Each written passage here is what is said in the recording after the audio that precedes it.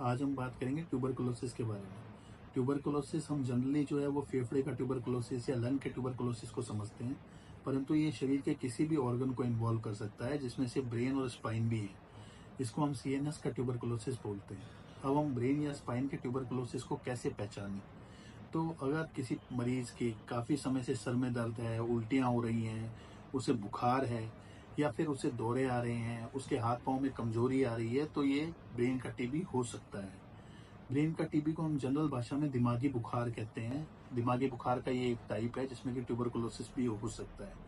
अगर ऐसे कोई भी लक्षण किसी मरीज को आते हैं तो उसे जल्दी से जल्दी अपना इलाज कराना चाहिए, क्योंकि ये बिल्कुल क्यूरेबल बीमारी है, परंतु टीबी की दवाइयों से ही ठीक होती है। अब हम बात करते हैं स्पाइन की टीबी की। स्पाइन यानी रीढ़ की हड्डी का टीबी। ये गर्दन को, कमर को, पीठ को इन्वॉल्व कर सकता है। ये जनरली डिस्क से शुरू होता है और आसपास की हड्डियों को पूरी तरह गला देता है, जिसके कारण मरीज को उठने बैठने में, चलने फिरने में और कई बार पैर हिलाने तक में तकलीफ हो सकती है। वो उसके हाथ पांव पूरी तरह सुन्न हो सकते हैं।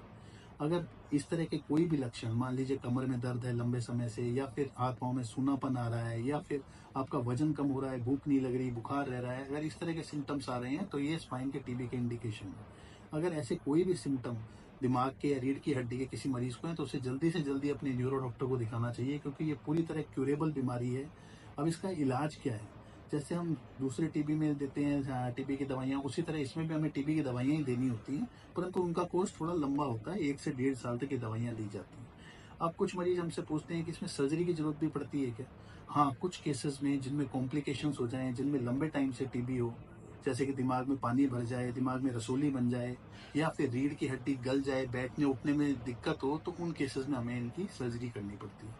तो अगर कोई भी आपको ऐसे लक्षण हैं, तो जल्दी से जल्दी अपने न्यूरोलॉजिस्ट से संपर्क करें।